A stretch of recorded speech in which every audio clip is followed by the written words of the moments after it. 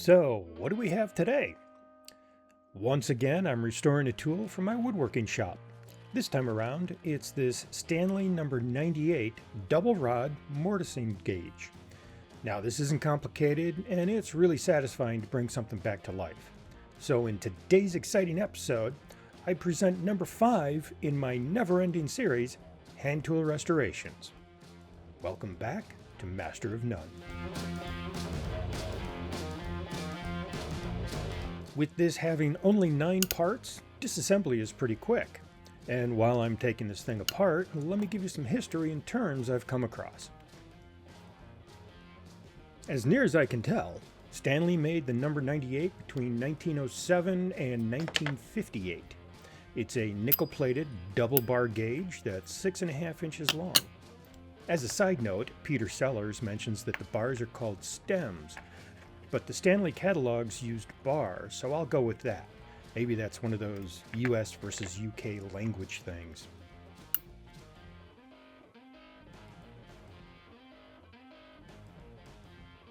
Each rod has a pinpoint on one end and a roller cutter on the other, advertised in the catalog as can be used close into rabbets or corners and is recommended for across the grain, over knots, etc.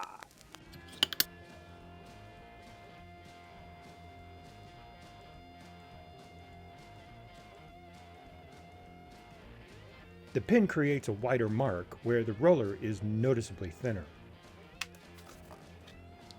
With all the rust that is on this thing, we know the nickel finish has been worn off pretty extensively, so we're going to give this a little soak in evaporust overnight.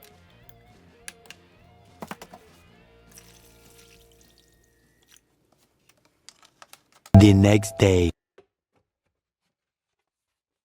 Early in production, each bar was 5 inches in length and marked with 1/8 increments. This changed at some point in time to 1/16 increments, which is what I have. The 1914 catalog shows these 16th inch marks. But after that, it's very difficult to determine when this was actually made. All the catalogs I've been able to come across don't show the actual markings that I have, so I'm not sure when this was actually produced.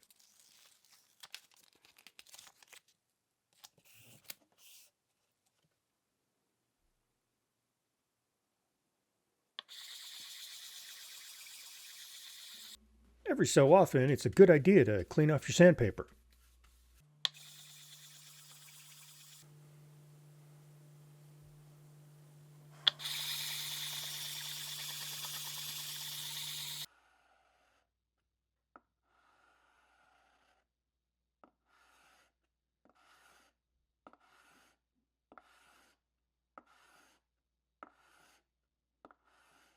One of these thumb screws has the name Stanley imprinted on it, so I made sure not to rub it on the sandpaper.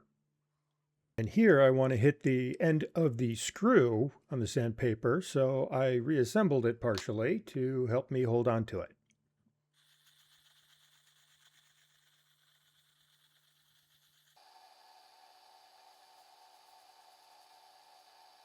So what makes this a mortising gauge and not a marking gauge?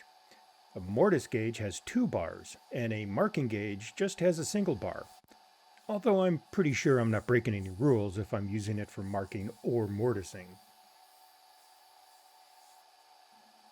Since I like to keep my tools looking like they've lived a good hard life and were cleaned after every use, I didn't feel the need to sand this down to a mere finish. All I did was hit it with a coarse pad and then a finishing pad.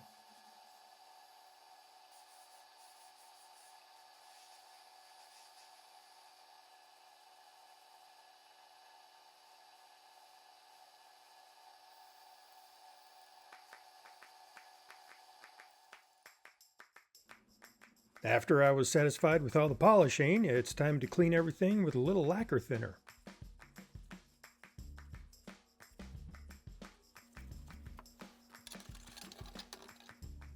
Even with that cleaning, I still found some schmoo in the nooks and crannies, so I pulled out a pair of needle nose tweezers and dug in.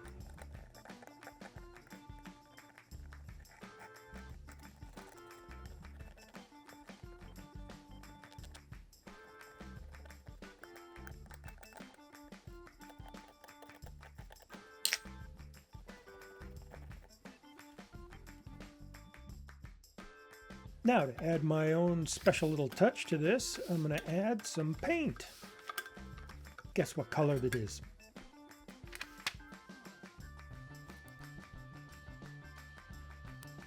Because I'm dealing with areas so small, I actually used a toothpick to apply the paint on the face here.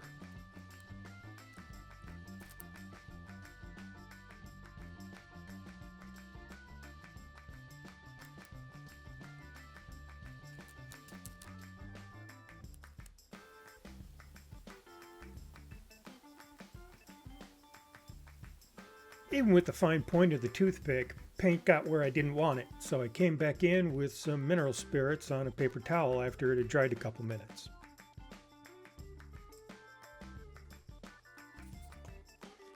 For the backside, I used a small paintbrush, but I still wanted to have a little more control, so I used a screwdriver to drop some paint on the back. Then I used the paintbrush to just put it in place.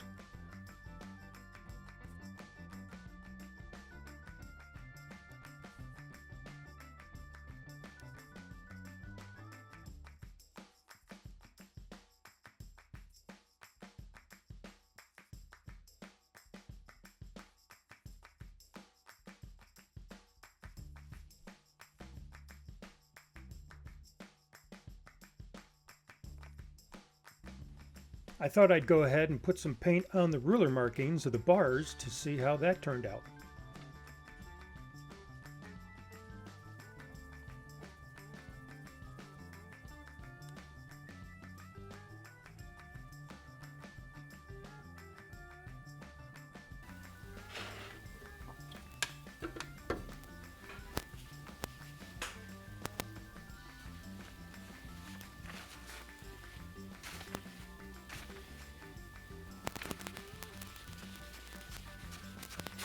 It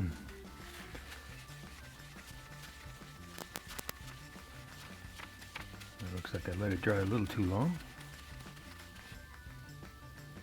And I don't know if that's actually doing anything.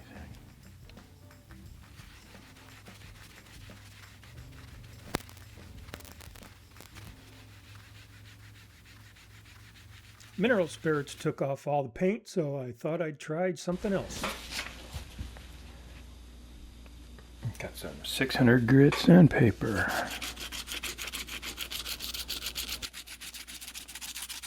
Alright, well, that didn't work either. Probably just as well.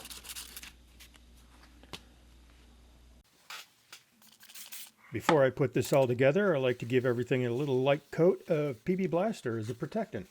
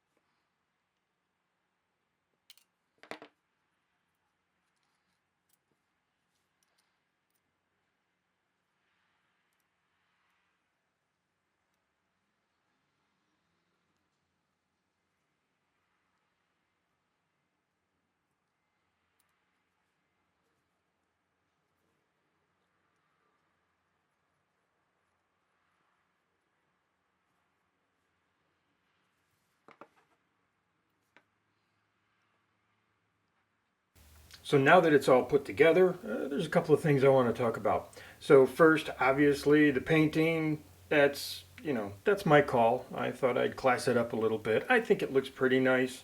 I'm sure some of the purists out there will have a problem with what I've done on several different ways of restoring this, but this one's mine. It's a worker. I'm real happy with it. Two things to talk about real quick is one, the wheels themselves.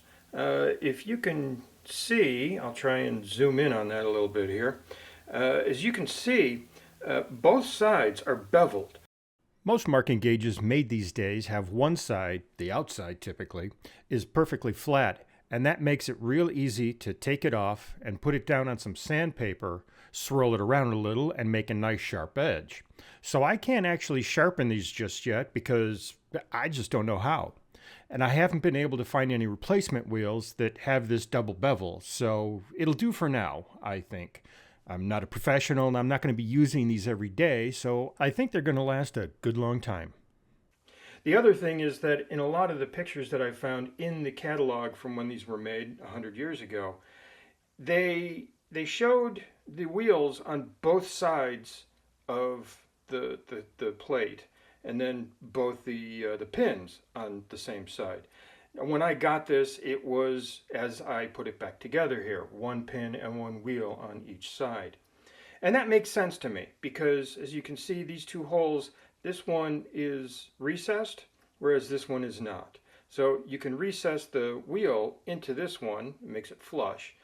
The pins do not fit within that recess, so it doesn't matter where the pin is, it doesn't get flush where it is.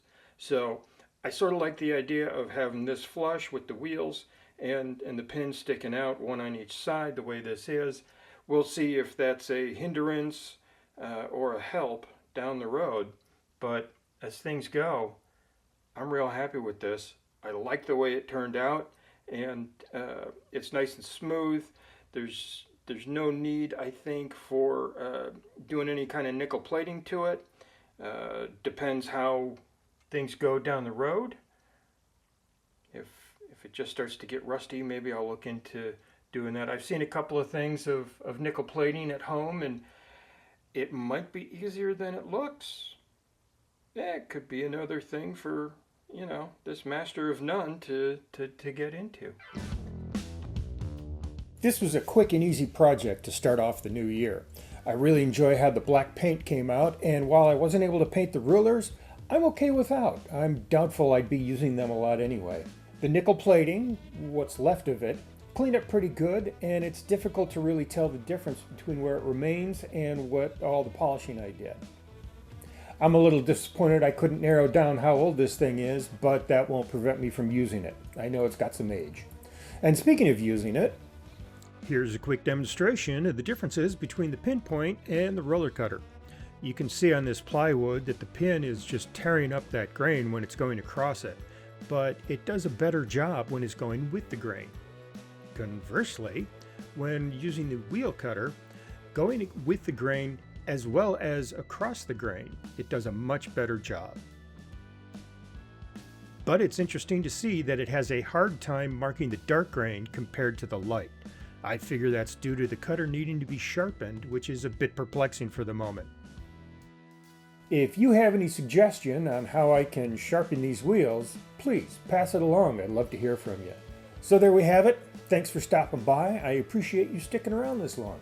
If you liked what you saw, take a look at my channel. I do more than tool restorations, and maybe something might catch your eye. Anyway, that's it for today. We'll see you in the next one. Thanks, everyone.